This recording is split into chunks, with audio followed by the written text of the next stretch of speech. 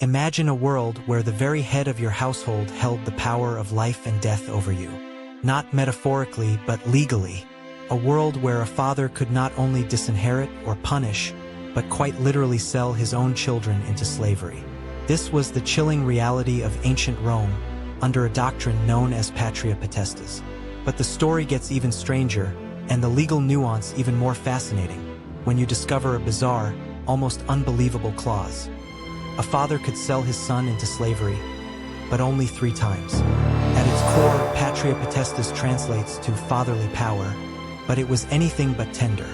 It was a legal institution that granted the paterfamilias, the male head of the household, absolute authority over his family, including his wife, children, even adult sons and their own families, and slaves. This wasn't merely social influence.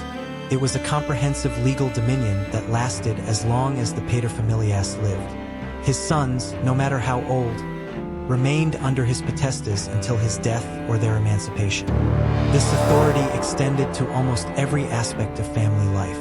A father could approve or disapprove marriages, control all family property, and even inflict corporal punishment or banishment. In theory, he even held the ius vitae nocisk, the right of life and death.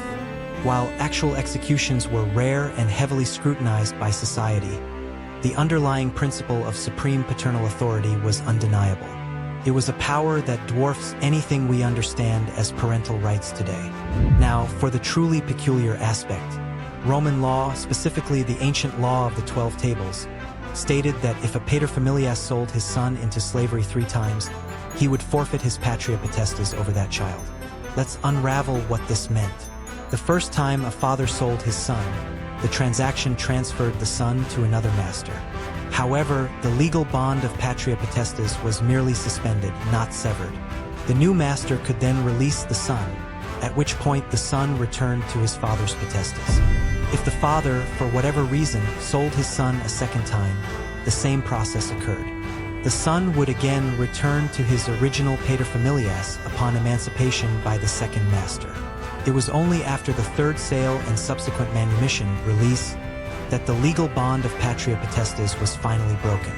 The son was then considered sui juris, of his own right, free from his father's absolute control, able to own property and make independent legal decisions.